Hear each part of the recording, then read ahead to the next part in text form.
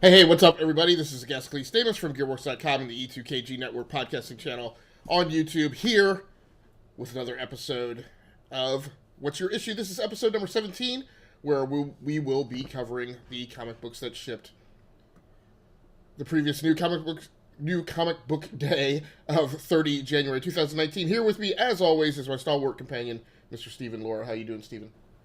Doing good. Just overloaded with stuff. Oh, really? Yeah, my brain is burned out.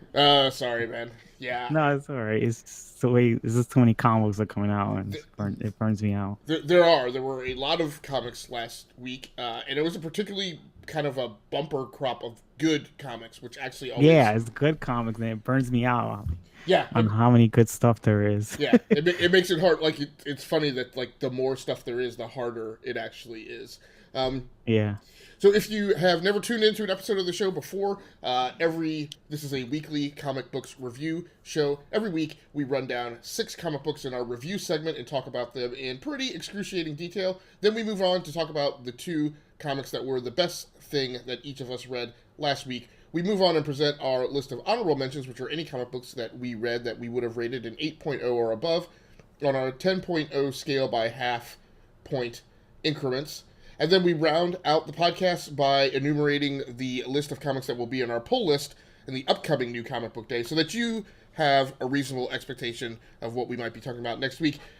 Also, if you were not aware, this is a spoilery review show. We will not waver from any item of detail that we choose to get into in any of the books.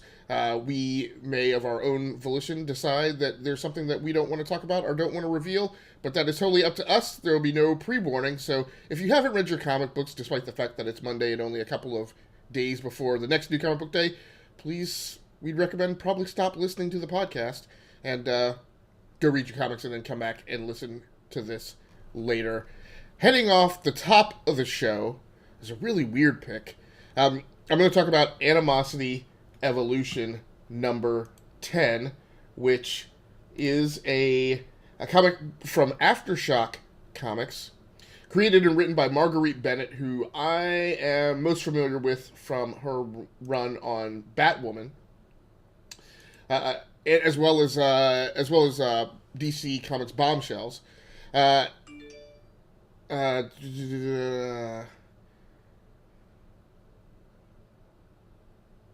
I don't. Yeah, I've got a notation here that I don't get. I think that's a storytelling by Eric Gapster, and I guess who was the artist on it. I may have. We're both probably a little bit tired tonight, so I may have gaffed some of the notations in the list. And then colors by Rob Schwager. Neither of those two am I familiar with. So, unfortunately, I think I walked in on what might be the last issue of this comic. Or else it's the end of a core arc, and I really kind of can't even tell you exactly what the comic is about.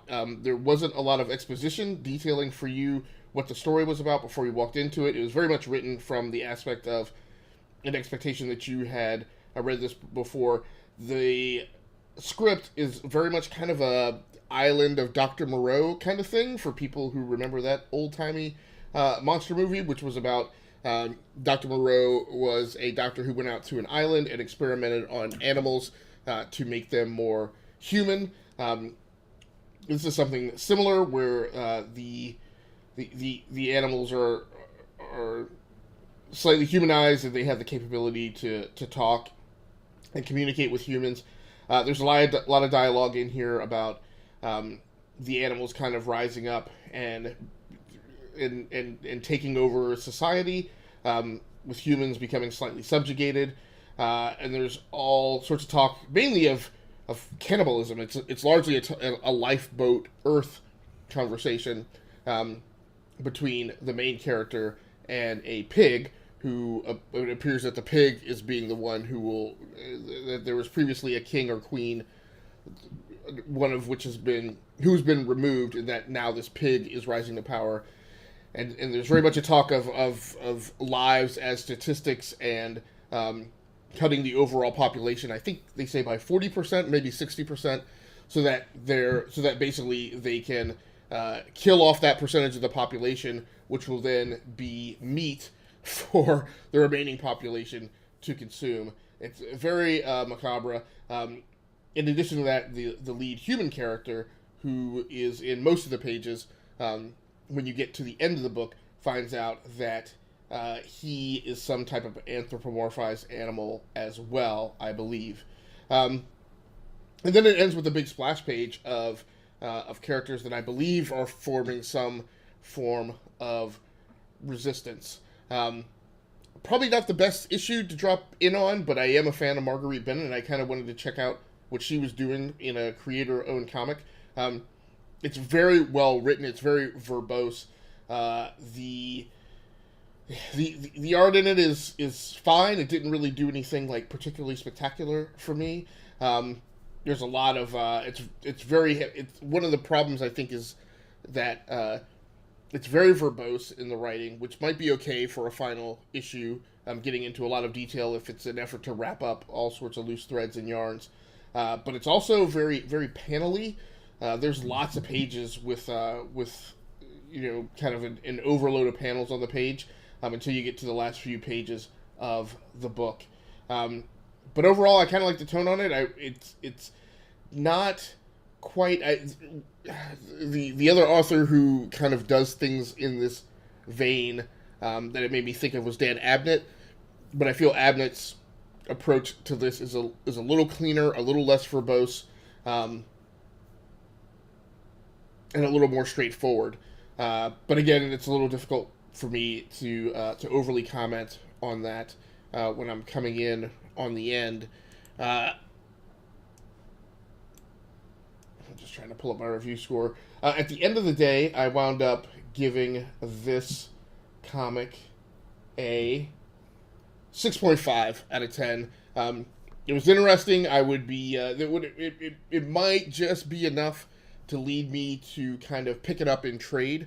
And if anybody wonders, sometimes we get questions, or I get questions about, well, why did you read like this comic if you haven't read the 9 preceding? Well, because maybe I don't want to just plunk down $20 or $25 for the trade when it comes out without having at least picked up one single issue and kind of, been given enough of a clue to feel like I could make some evaluation of whether or not it met my desires. So, Steven, I'm guessing this is not a comic that you read last week?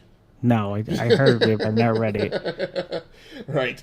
So, next in the rundown is probably something that I'm almost absolutely certain that you did read, which is Detective Comics number 997. Yeah. This is the road to issue number 1000, and it's a very interesting ride. At least here, as we saw at the end of the preceding issue, we pick up with Batman having arrived at the home of the original Mr. Miracle and them being trapped in a very cunning death trap. So they are they're trapped in a room in a home that has essentially been flipped upside down. The windows have been sealed with metal. It starts filling up with water, and so they are submerged.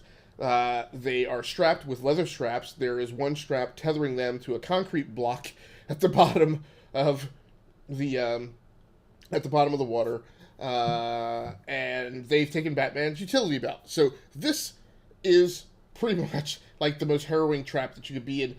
Overall, one of the things I want to mention. First of all, creative team, written by Peter J. Tomasi, pencils by Doug Mahnke.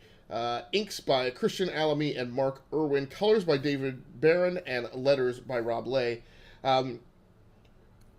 One of the reasons why this book wound up ranking so highly for me, and it was definitely one that was kind of in contention for the best thing that I read this week, is these first 10 to 12 pages, for me, are maybe the most harrowing pages in comics that I have read. They've been the most tense, the most thrilling, seeing how they were going to get out of this trap. I mean, it's going to be a very rare occasion where Batman is taken off the chessboard, but they have not minded critically injuring him. The former Mr. Miracle I was absolutely certain that the original Mr. Miracle was going to die in this issue. They have been taking Batman mentors and coaches off the chessboard quite a number of times in the approach to this, or they have at least critically injured many of them as well. I mean, in fact, everyone has either been like mortally wounded um, or critically injured or killed. Amazingly, that doesn't happen to Mr. Miracle. I was really, again, original Mr. Miracle. I was really surprised. Um, but every step and every panel, every beat, drum beat in the first 10 to 12 pages is, I mean, everything's got to go exactly perfectly, or else they're not going to get out of this trap. There are sharks. Sharks almost kind of automatically make you have a good comic if if they're handled correctly. There's piranha, and then when they get out of this thing, I don't know what. Do you know what the name of this Batman creature is that's been chasing him down? No, but it looks like in the end he finds out it's Hugo Strange. Well, so the creature is it. So we saw this creature show up when he went to I think North or South Korea, into the mountains of South Korea, to his sensei. There's this weird genetically created creature that has all of Batman's memories and is a shapeshifter, so it has the ability to render itself as people from Batman's life, and it's the one that showed up at the front door to Wayne Manor and claimed that it was Commissioner Gordon, and whatever Bruce and Alfred have on the mansion, I don't know whether it's DNA or facial recognition or whatever. The computer told them it was Commissioner Gordon. So they get out of this trap and they wind up fighting this thing, and then Batman is eventually able to drive it down into the water, which they had to escape from, where it gets promptly attacked by the sharks and the piranha. So this thing apparently has been taken care of, and then we go on to the final pages where it appears that the big bad behind a lot of this is Dr. Hugo Strange, who for some reason is in his lab in a Batman suit, which I don't quite understand that. On art on this, and again, Monkey is one of my favorite artists. I talked a little bit last issue on how there were some continuity pieces out of place in that scene in the snow-covered mountains in Korea. In this book, and this is a theme, so as good as comics were this week, there were some very bad instances of multiple artists on books that really sunk some books for me. And this almost dipped out of the 8.0 and above range for me. The two inkers on this, Alamy and Irwin, their difference in styles, like, it almost makes the comic look like it's drawn by two different people, even though Monkey's on pencils all the way throughout. And part of the issue is that I think it's Irwin who takes over on inks once they're up out of the trap. He does something where I feel like there's less detail or less hatching, and it, like I said, it makes it look like it is done by an artist. It makes it look like it's done by an artist who doesn't put a lot of detail. It makes it look like Monkey is an artist who doesn't put a lot of detail into the work, which is in stark contrast to the first half of the comic, which is really gorgeous. I mean, the first half of this book is absolutely one of the best art performances that I saw this week. The second half of the book was something that was a little less appealing to me and kind of looks like something that's a little more almost kind of late 1970s, like 1980s-ish in its art, especially with the big splash page of the portrait of Batman diving down onto Hugo Strange coming out of the window. So that was a little jarring for me and not as much appreciated, which is why I wavered on the line, and at the end of the day, I wound up giving this comic an 8.5, and I wound up reading this. So Animosity Evolution was the last book I read in my stack. Detective Comics was the 9th out of 15 that I read, so it was almost kind of smack dab in the middle.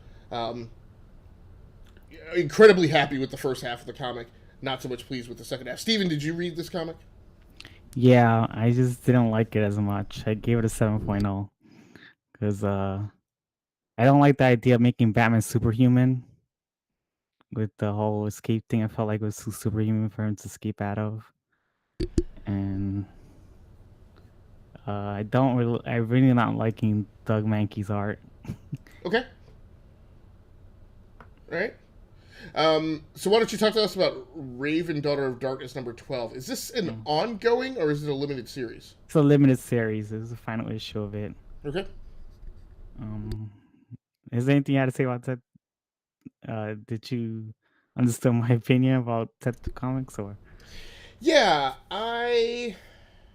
It Yeah, looked no, like you was gonna say something, but then you no, didn't. no, yeah, I get what you're saying, and even and I'm kind of right there with you. I mean, in the first half, I mean, he he tears off a piece of shark meat and like in water drops it, and it like he gets it to Yeah, land it's exactly really like like on his feet so that the piranha eats it. Yes, it's it's kind of over exaggerating it a lot. it is it's a little well. To me, he's written. I mean, the whole shtick of Mister Miracle, right? Is that's the kind of stuff that Mister Miracle does to make these ridiculous escapes. Yeah. And I felt like Tomasi was trying to say, well, he trained Batman, so Batman is kind of capable of doing the same things. I will say to me that was very tension building because like as he did each one of those things, I'm like, there's no way he's gonna pull that off. Um, so, but no, but I could definitely, yeah, there were points where he's apparently the ears on the Yeah, cow I didn't understand. can I be fired explained. as a projectile. I showed that to my boyfriend. He says that things don't combust like that on the water. Right, It just doesn't work that way. right. I'll say one other gig I had on this and why it didn't hit a 9. I actually do have some 9.0 books this week, which is very rare for me. I will say one of the other things that bugged me is it's a really complicated fight with this shape shifter because it does a lot of weird, funky things in combat that a normal Batman villain doesn't. And the fight choreography got a little wonky for me. There were points where I was like, wait, where were they in the panel before, and how did he get to that position now? And I'm like, that Oh, doesn't make any sense to me. Like, um, and the whole, I mean, actually, when he does the final, drives him down into the water, like there's a whole sequence where somehow the battle goes aerial, and I'm like, I don't understand how the hell they got up off the ground like that high for Batman to like be like riding him down into the water from a height. There's no like elevation difference when they come out on it's flat land, so I don't know. But that's and another reason why. I don't know if piranhas are capable of chopping off metal that way. And the Right, right. where he Right. chopped off the metal piece in the bottom of his foot, Yeah, it's kind of weird. right. All right, so let's go ahead and talk about Raven. Sorry. No, no, no, no. Uh, all right. Raven, Daughter of the Darkness, #12 is a final issue of a limited series. It's written by Marv Wolfman. Um, pencil is Pop Mahan. I think that's how you say it. Colorist is Lovren Kindashevsky. I think that's how you say it. And letters is Sada Temofonte. Um, Well, you definitely pulled the card on the most complicated creative team names this that was week. very complicated. I don't know if I was saying them right. I try my best. Uh, so yeah, this is this this issue specifically was about Raven and her team of teenagers, which is like the Night Force. They're they're going against the Shadow Riders, which is a whole bunch of which is like a whole bunch of villains that want to get rid of the arc anybody with arcane powers because somebody in their past that had arcane powers killed one of their family members, so they want to take revenge upon all arcane powered humans. So that's why Raven and the Night Force wanted to take them down. So during, I mean, in this issue, you find out that there's a person who has that's a half human and half shadow rider, but she was a good guy, and she was helping fighting the knife with the knife force, fighting the shadow riders, and the shadow rider. I mean, the shadow riders end up killing Sky Harper in this issue, and they also the shadow riders also end up killing Raven's sister in this series. Raven finds out she has a whole bunch of sisters that Trigon made from her. Like he ended up cloning her and made a whole bunch of demons. But they end up all dying in this series slowly. The last one had died this issue, so they all dead now. And in this issue, Raven goes through some emotional turmoil, like emotional moment with her sister dying. She wished she would have gotten to know more about her sisters because there was more than one, and the last one died, and she was kind of saddened about the sister dying, and she wanted to take revenge upon the Shadow Riders, but the Night Force ended up stopping her, and she decided to make some type of um illusions, and this is where the story gets confusing because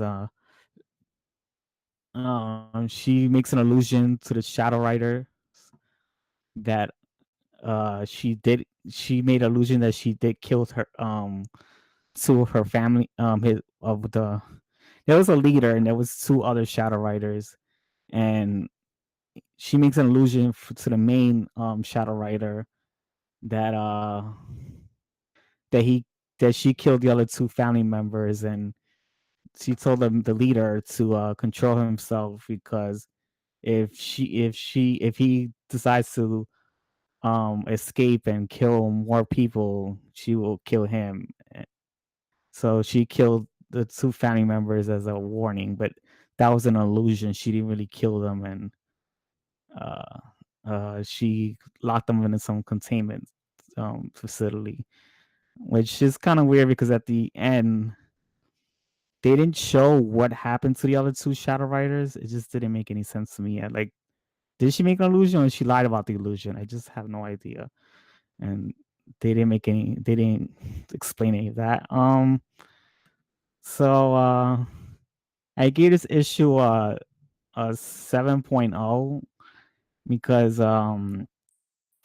it was an interesting concept, but I just I wish that I just didn't like the whole uh preaching about not killing kind of thing because it kind of messed up the book. It just made things very overcomplicated where the Shadow Riders end up dying or not is just the characters with the Shadow Riders being dead or not just end up getting lost in the story.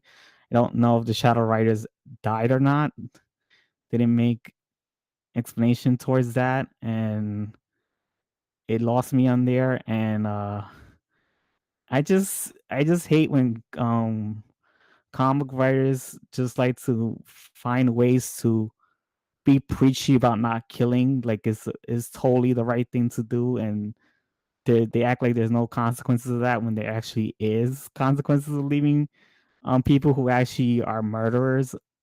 Um yeah, there's consequences of leaving murderers constantly kill people and around. It's like there's not exactly a totally right way of doing it. They just were kind of one sided and they were preaching about it. It's like, I get it, you don't want to kill. It's like, we don't kill ever. And they just did that like twice. And I'm like, I agree, I get it, you don't kill. Can you stop preaching about it? And it just got me annoyed. So I did I did like it. It's just it was just okay, this limited series. It had a lot of interesting backstory of Raven and her sisters and her family members. I also kind of didn't like that they rushed. Another part that did happen in the story is Raven tells her family members that she's a superhero and she has powers and she's a demon and all that stuff that's about her life. And you don't get a chance of the parents. I mean, her not parents, her aunt and uncle and her cousins reacting to her secret identity. Like they don't. It just cuts off her telling them who she is, and that was it. That was kind of disappointed. She didn't. They didn't get. We didn't get a reaction from them, and that's about it. It's like it was packing way too much in into the last issue. Okay. All right. Next book on the rundown is another weird one. A Wyrd #1 by Dark Horse Comics. This was about the 7th book I read, so again, very near the mid pack. In fact, it was we just got done. A couple issues ago, we got done talking about Detective Comics, and this was actually the issue that I read right before it. So a couple times on the podcast, we've talked about how.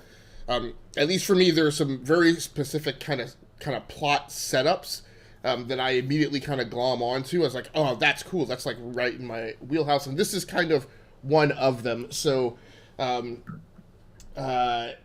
think his name is Stephen Wyrd, is employed by a federal law enforcement agency kind of as a freelancer. When the issue opens... as one would expect with somebody who is immortal, I think, he goes about various ways to hurt himself, including jumping off a bridge, allowing himself to get hit by a car. He has a very eccentric personality. But then his handler or manager at the FBI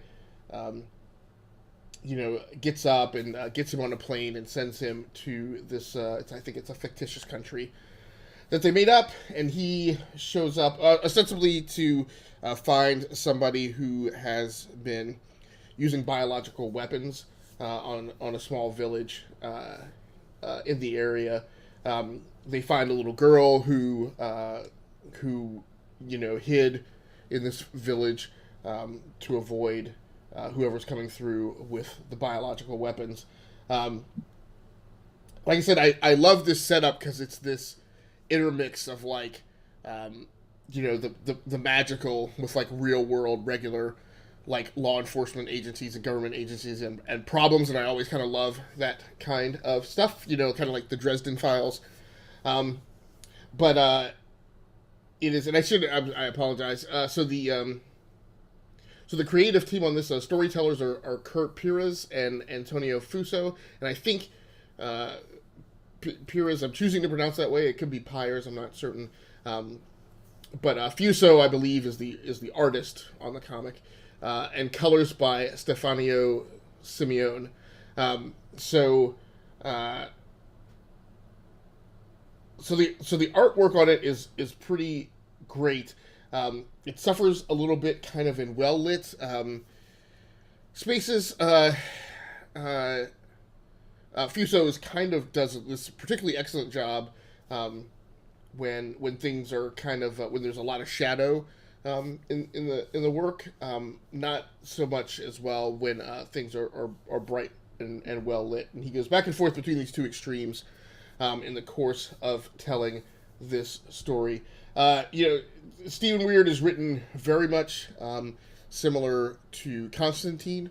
So if you like that kind of a vibe, that's kind of what you will get from it. Very interesting to see this character kind of put... the great thing about Constantine is he acts like somebody who's not very emotional, and so then when you get him into a scene where there's kind of veiled compassion almost, it really comes off fairly well. So the only thing I didn't like in this book is I feel like there's some messiness in the epilogue, where there's a scene that cuts to a flashback in 1942, and the problem is I can't tell, and it's about a man and a woman meeting, and the man proposing and her eventually saying yes, but I can't tell if they're trying to say like, Stephen Wyrd has. I mean, I've seen a note in there somewhere that he's immortal, so maybe he doesn't age, and this is him back in the 1940s, or maybe it's his parents. But I don't know. I wish they kind of been more definitive and clear about labeling it as such, if that was going to be the case. Steven, again, I'm guessing this is one that you did not read. Yeah, I did not read either. Okay, all right. So go ahead and talk to us about the Man Without Fear, number 5. Yeah, this is Man Without Fear number 5, which is the final issue of a mini series from Marvel where I think it deals. I mean, it deals with Daredevil being in a coma and finding ways to escape out of it. So in this last issue, I mean this issue, he's he already did get out of coma in the previous. Well, it's confusing because issue 4 was supposed to be 3 and issue 4. I mean, yeah, issue 4 was supposed to be 3 and issue 3 was supposed to be 4, and they came out of order. So yeah, issue 4 is supposed to happen before 3 and 3 is supposed to happen after 4. And yeah, so he wakes out of a coma in issue 4, even though he was out of coma in 3, which was a weird confused. I had to get the idea that one issue came out earlier than the other. Um and I saw the synopsis was different. The issue orders were different in the synopsis.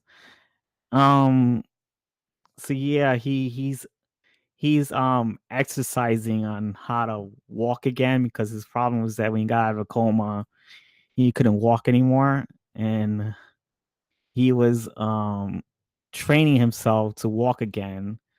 And during that time he was training himself to walk again, is like a fear. His fear consciousness was taking over him, and he was slowly getting scared of being Daredevil and never want to be.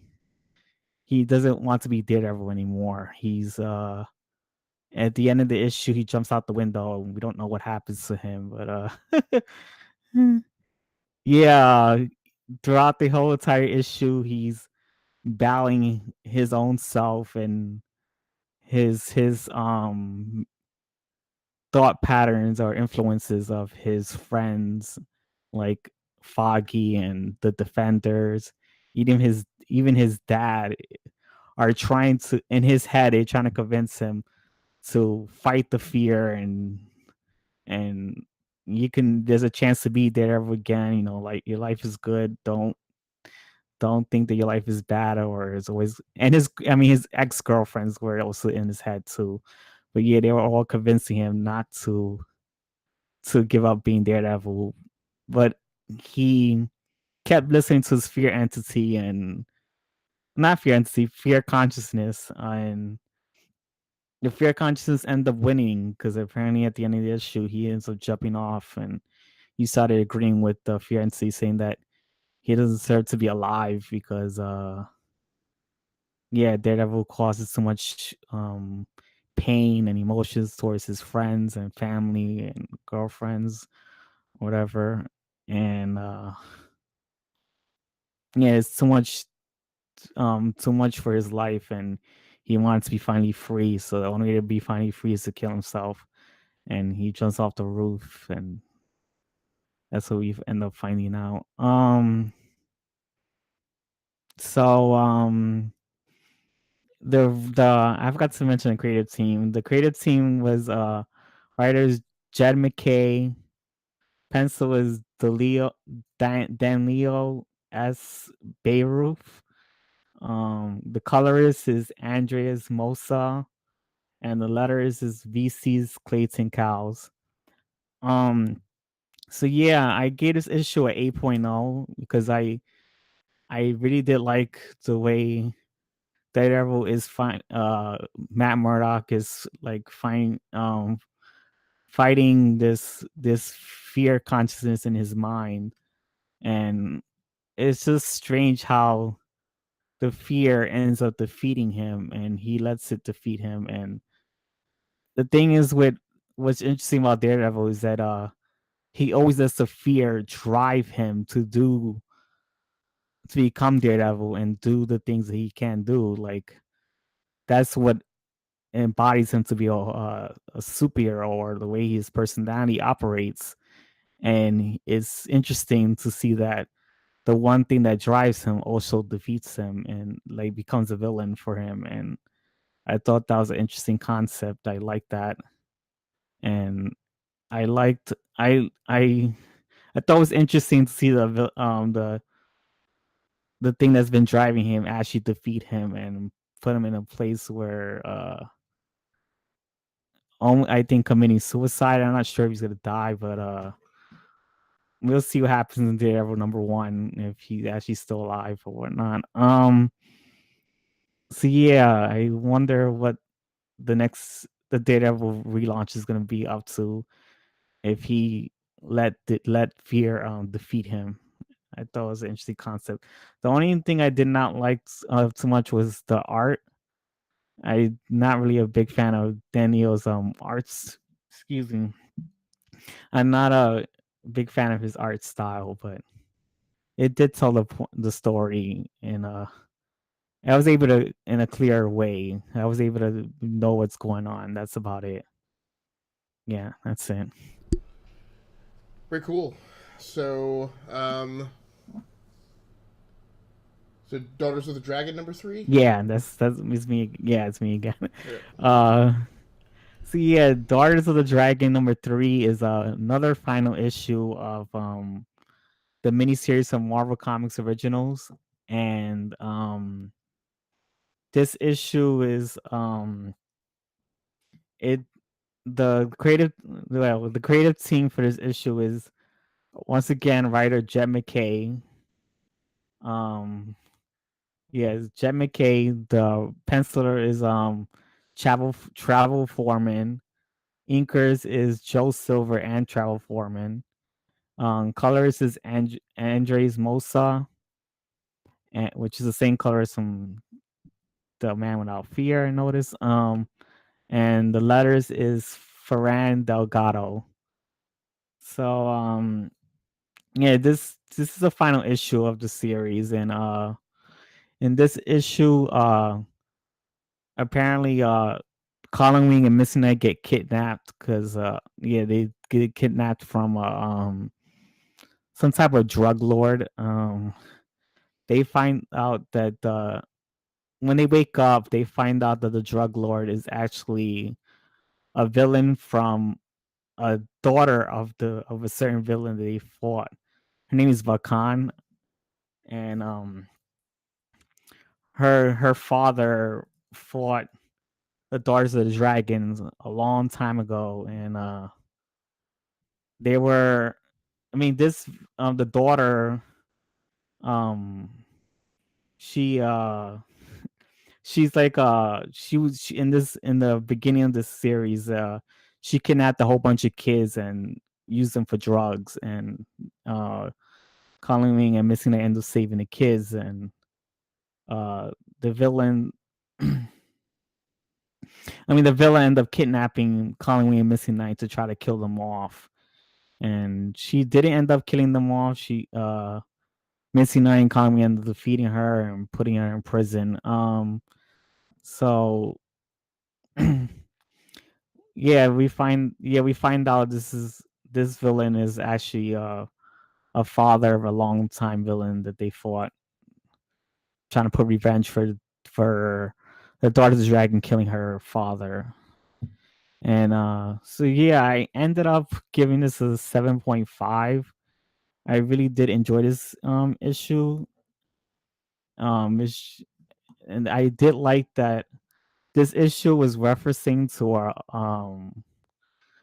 old continuity that was like, I've been reading Missy Knight's history of comic books every weekend, and I noticed that the daughter was the daughter of a villain that they fought during the 70s. There's a comic called Deadly Hands of Kung Fu, and they were in it, and um yeah, Colin was fighting the daughter of that villain, and I like that there was a reference point mentioning that that Missy Knight and Colleen killed him, and I do remember reading that part in that old issue, and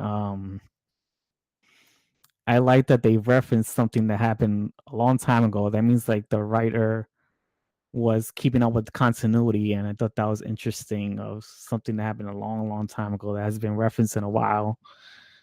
And I like that it makes some interesting story play for this issue, and um, I did like the story was pretty interesting. I just ended up giving it a 7.5 because I didn't like Travel Foreman's art style. It's not for me.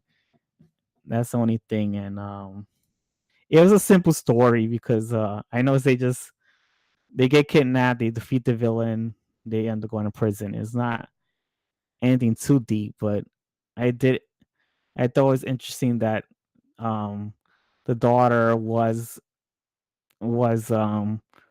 exactly like her father. She took her father's path on being a drug lord because that's what her father was, and she's the same exact person. And I thought that was interesting to make a new version of that character, I guess.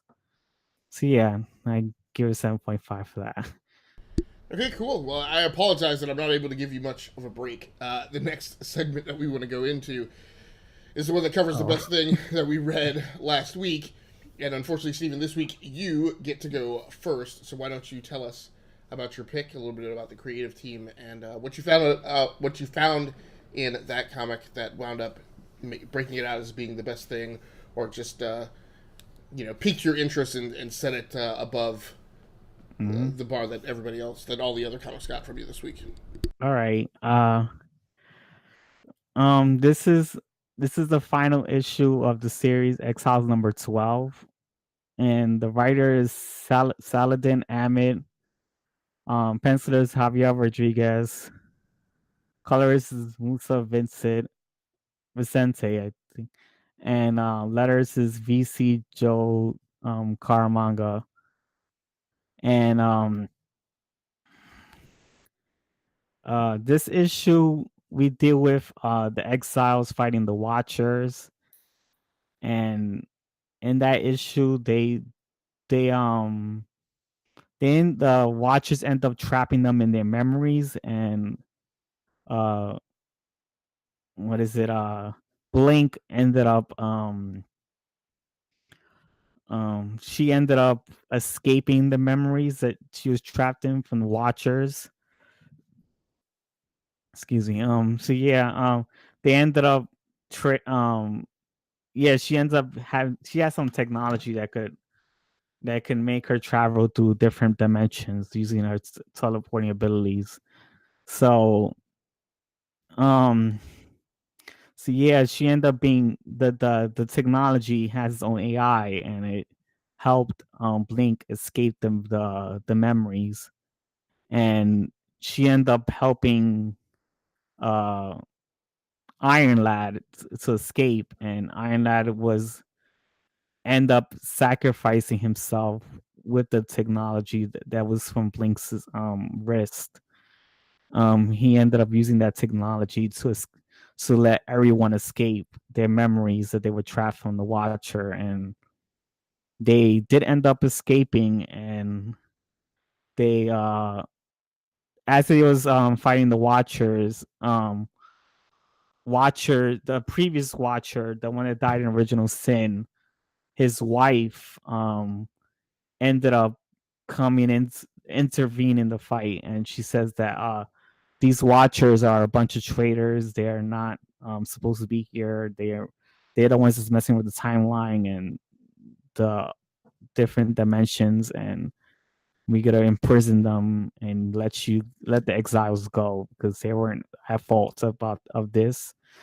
And they decided to go back home, and what is it at the end Blink ends up going to sleep after a tired day with her team members, and she gets a vivid memory of yeah, she ends up dreaming I'm not sure if it's a vivid memory or it's actually happening.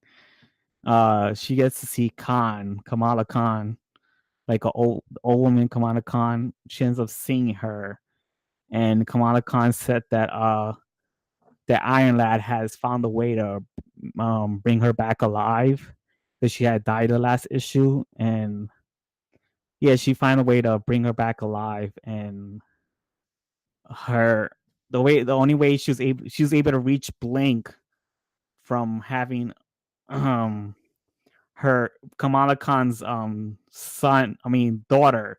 Yeah, because she said she has two kids. She has a son and a daughter, but her daughter has magic power, not magic, mutant powers to no, I think it's more of inhuman powers, not mutant. I'm sorry, inhuman power to make dreams into a reality. So she uh she gave the technology that con I mean not con that Iron Lad had, the technology that was on his wrist, let her return to Blink, because now Blink, it was Blink's, and he decided to use Kamala Khan to return the item to her. And the after she wakes up, she's happy that things are back to normal, and she decided for Exiles to be a normal team of superheroes, I guess, to keep fighting on. That was the end of the issue. And I end up giving it a 9.0 because I did like how when the Watchers ended up when the Watchers did ended up hold on, let me just get some water. I mean, I'm just gonna drink water. Yeah, go ahead. So yeah, I like this issue because I did like how when the Watchers ended up putting all the characters into memories. I mean, trapped them in their own memories. They were they had like a interesting way of paneling in it, because Javier Rodriguez, he put a silhouette of each character, and he put panels inside the characters' bodies describing who they are as a person with those memories, and they are trapped in their memories over and over. It's like a Edge of Tomorrow thing where they keep repeating themselves inside of a memory that made them who they are as a person, and they were like trauma memories. So I thought that was interesting, that each of them had a way to describe. I mean, each of them had that type of experience, and I did like the sacrifice. I also like the sacrifice of um of Iron Lad in the end of the issue. And yeah, I thought that was interesting with the that Iron Lad end up sacrificing himself just to save all his friends. And I don't know if he does end up dying, or because in the when Blink ends up going to sleep after the day was over, and she ends up seeing Kamala Khan in her dreams, we have no idea if that dream actually happened.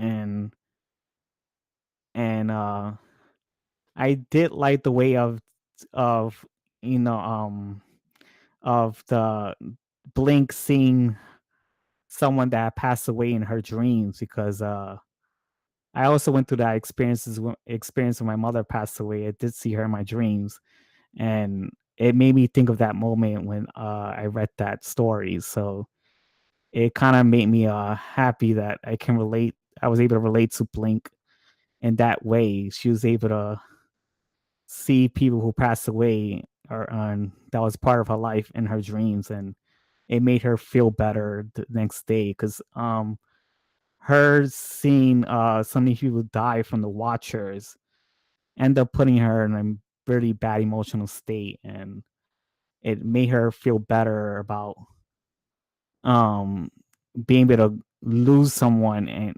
lose like a whole bunch of people in this fight against these watchers, and feel much feel much better about losing these people and going on in her life, and take it as that this is a normal thing that happens in life. You just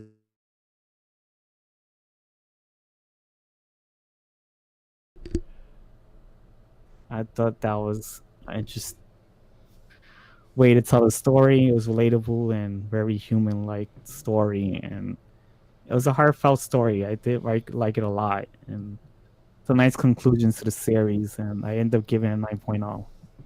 Okay, very good. For me, the best thing that I read last week wound up being the Flash Annual #2, which I wound up scoring a 9.0. There was actually one other book that achieved a 9.0 this week, and it was Justice League Annual #1. And so at the end of the day, it came down to I had to compare these two books and choose one. The Justice League Annual was really impressive. It's kind of, in my mind, it was very much like an Infinity War in comics, and it's kind of representative to me of how you should write an event, which is why you should cover all the bases, you should make sure it doesn't get messy, and you should keep it tight regardless of how wide you want your event type of story to sprawl.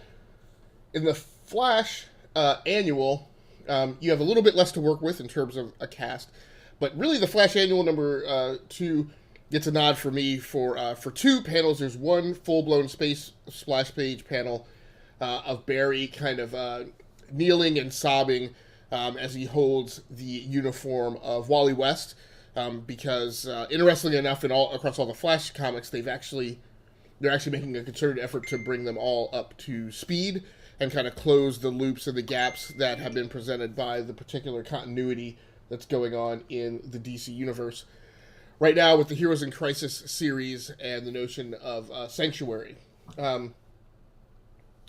So, uh, so again, there's two big splash pages. One with Barry holding Wally's uniform and suit. The other one is when he has to run home to tell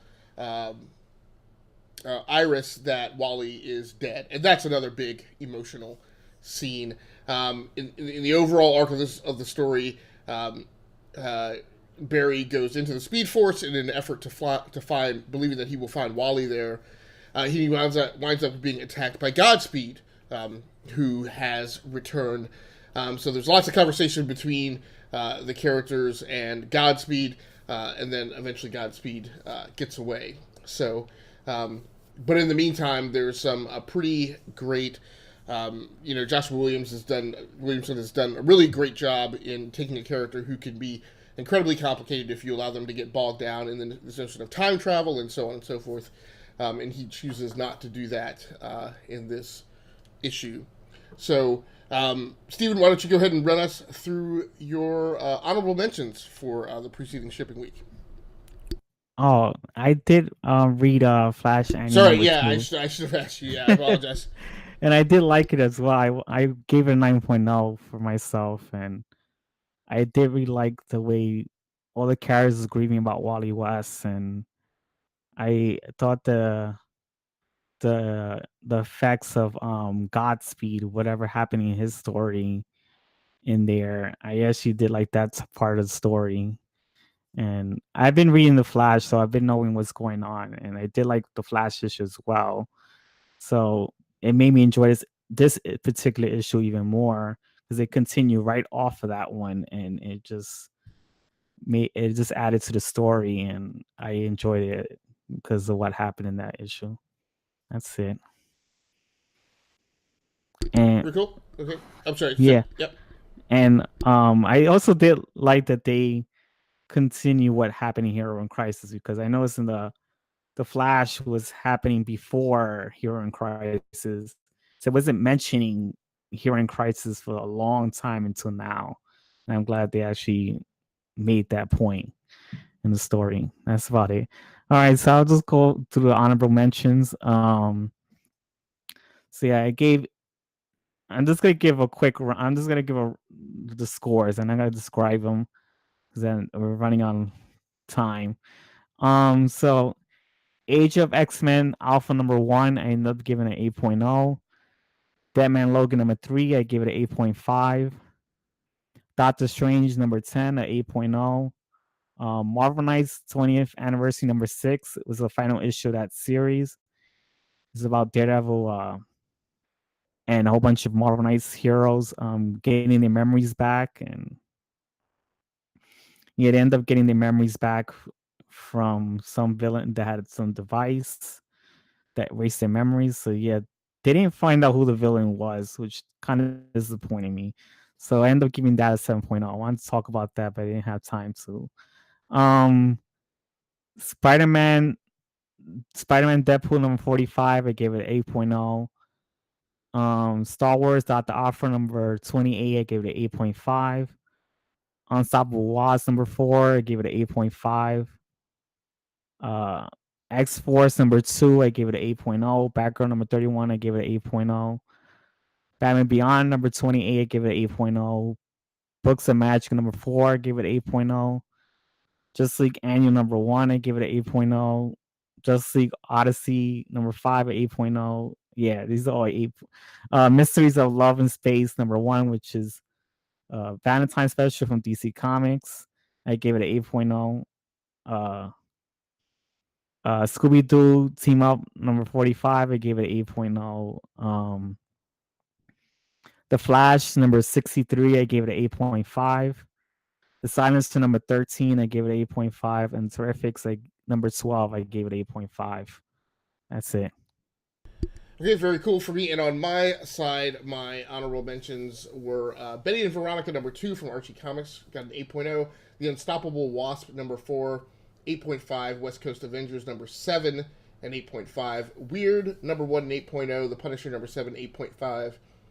Detective Comics number 997 got an 8.5. Action Comics 1007 got an 8.0. And Justice League Annual number 1 got a 9.0. And finally, to round out the show, Steven, why don't you take us out, at least halfway out, since I've come after you, and give us the rundown on what you are picking up next week from. All right.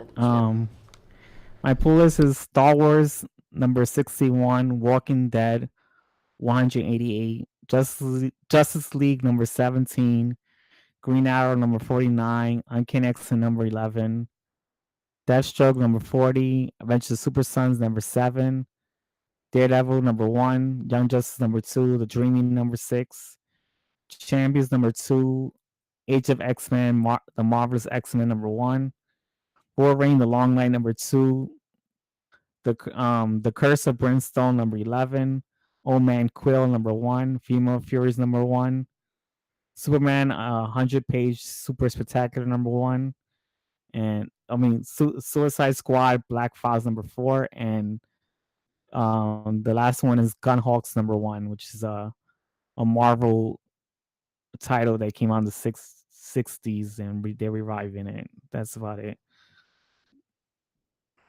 Okay, and for me, coming up this new comic book day, I'm getting Batman number 64, Deadpool number 9, Immortal Hulk number 13, Justice League number 17, Star Wars number 61, Deathstroke number 40, Female Furies number 1, God Mode number 1 by Keen Spot Entertainment, Shadow Roads number 6 on Oni Press, Champions number 2, Age of X-Men, The Marvelous Reunion number 1, Tony Stark Iron Man number 8, and Uncanny X-Men number 11. So again, another busy week with a large number of comic books to get through. Yeah. So, Steven, anything else that you wanted to talk about tonight before we get out of here? No, there's something else. Okay. All right. Well, thanks so much, everybody. I'm kind of rushing us off the show because I'm about at the end of my waking conscious capability, and I'm about to tip over and fall out of my chair in exhaustion. Thanks so much, everybody, for joining in. I do very much appreciate it. On behalf of the E2KG Network podcasting channel on YouTube and my co-host, Mr. Steven Laura, that's going to do it for us. We are out of here. Talk to you guys later. And if you need our attention, just try and hit us up on Twitter at E2KG Network all one word, or at Ultimate Awesomeness also. Thanks so much for joining in. That's going to do it for us. We're out of here. All right, later.